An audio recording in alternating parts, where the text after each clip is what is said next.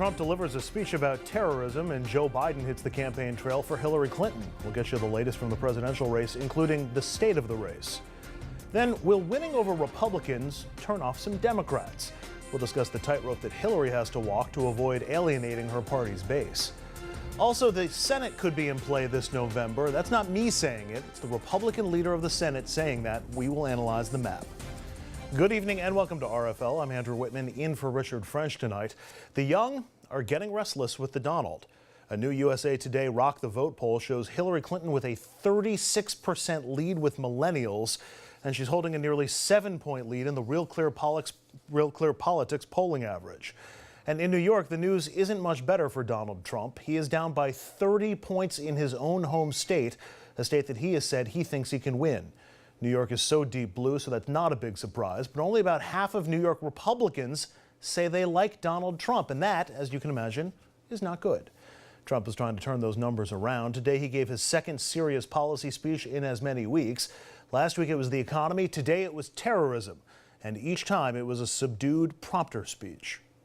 My administration will aggressively pursue joint and coalition military operations to crush and destroy ISIS.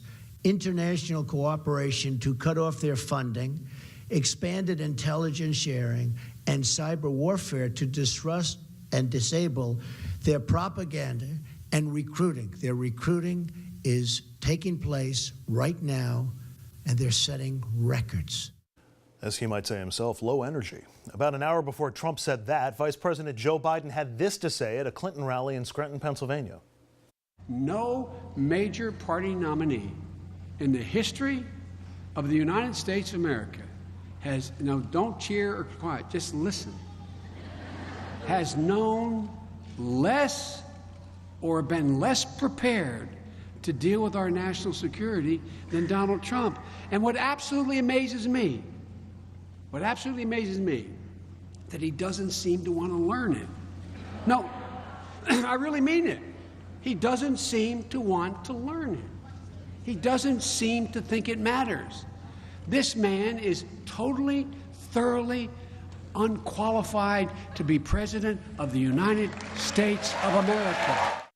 Let's get some analysis now, and for that we turn to our panel. We're joined by Jeannie Zaino, Professor of Political Science at Iona College and Professor of Campaign Management at NYU. Next to her, Dominic Carter, political journalist and author. And on the other side of the table, Jerry Mckinstry is here. Jerry, of course, Managing Director of the November Team, a Republican-leaning consulting group, political consulting group, I should probably add. Thank you all for being here. First, let's start with the numbers, and it seems as though whatever bounce that Hillary Clinton got out of her convention, it's not a bounce, it's staying right there at 7 or 8 points.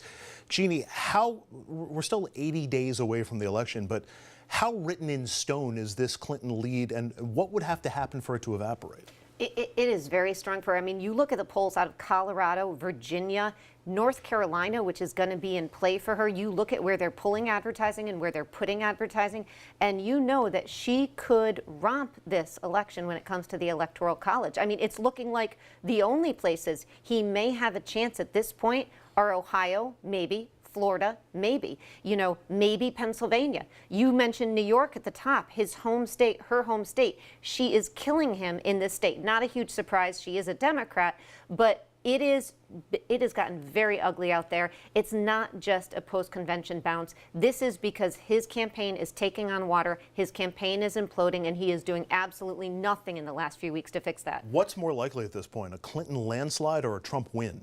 A Clinton landslide, it is going to be huge. I mean, and I feel like Donald Trump just saying that, but you look at these numbers and you can't, who would have imagined North Carolina? Who would have imagined how far ahead she is in a state like Virginia? It is utterly astounding. And now, as you mentioned at the top, the Senate may be up for grabs. They're going to lose seats in the House. Their only concern now is holding some of these down ballot races. We're going to get into the congressional races and the Senate races in just a minute. But Jerry, if you're working for the Trump campaign, what are the bright spots you're clinging to, and what's your path back to a more even race? Well, the bright spots, that's a hard one. He's had a tough few weeks. But I think, Trump's path to getting back on track, if you will, is just not going sort of, off the reservation. Don't be Trump. Don't be Trump. I mean, and I would tell any candidate to be bold and to go out there and campaign. Trump, I would almost give the reverse advice to. It's like, be careful, listen to your advisors, don't go off script, listen to what they're saying. But are they managing him correctly? Are they getting the most mileage out of the skills that he does have? Granted, they're hard to control, those skills, but are they giving him the right advice? Well, I think he listens to his own advice, so they can give him all the right advice in the world. If he's not listening, it doesn't matter. I mean, he will have a good day, and sometimes when you listen to him, he's delivering a poignant message about the economy and national security. But then he'll go blow it, and that's always the problem. He can have a good day, then he'll have 2 bad days in a row. But Dominic, even before he says something that takes him off the reservation, I mean, we heard a clip of what his speech was today, off the teleprompter on national security. Last week we heard him on teleprompter when it came to the economy. It's not the same Donald Trump. Is it anywhere near as effective? No, it's not. I don't even think he believes his message when he's forced to deliver it on prompter, because if he's nothing else, Donald Trump is a showman.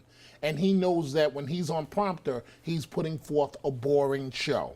And I think he's disappointed in himself when he's forced to do that. But the reality is the reality. Great points made. How do you manage someone, Andrew, that doesn't want to be managed? That's the bottom line. I ask myself when I'm talking to you every day. Excellent point. You see, you got it right. No, you're joking right now. I'm only playing here. But Trump, I mean, you mentioned, Professor, the states, even Georgia is in play. So you asked the question of, if you're Trump, what can you look for a possible silver lining? And perhaps that's the wrong word, but if we're looking for a silver lining, his team might say, listen, you said that he's behind 5 to 7 in clear poll averages. That's 7 to 8 in most okay, of the 7 poll to averages. 8. But considering the disastrous campaign that he's run, that's good news.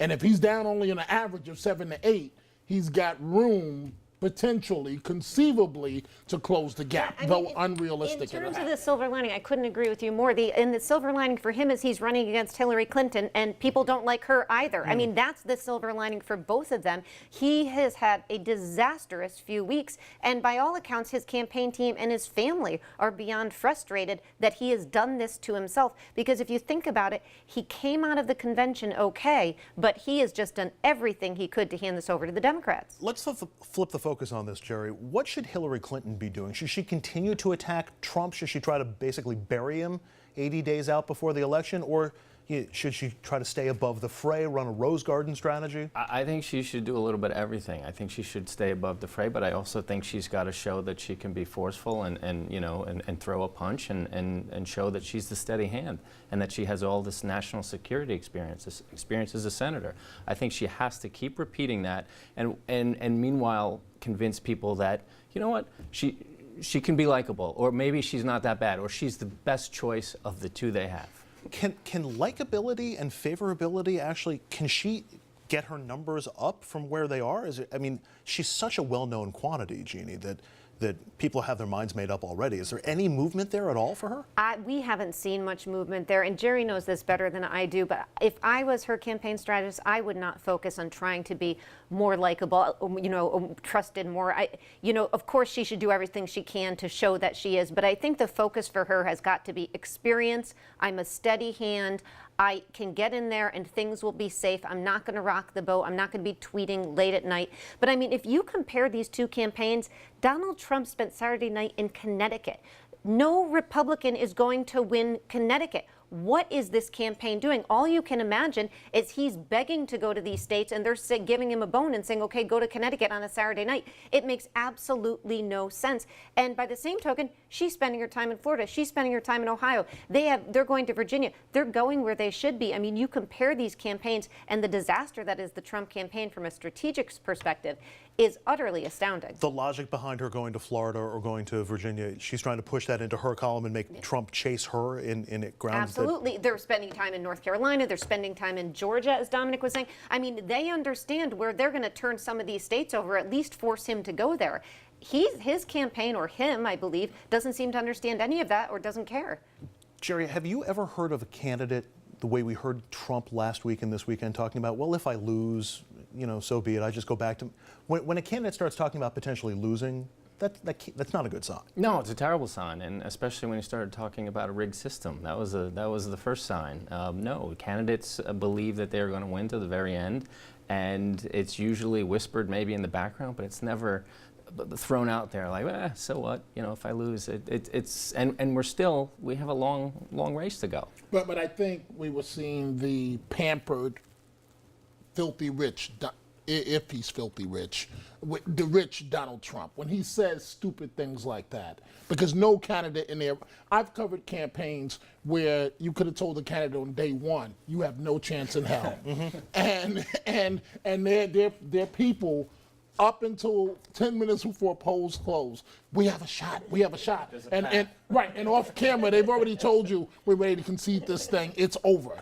So most candidates don't go out there and do exactly that. Look at the message that you're projecting. But when you're Donald Trump, I really think that he doesn't care. He says the first thing that comes to his mind, and that's that. Very quickly, the poll average is at 6.8 right now for Hillary.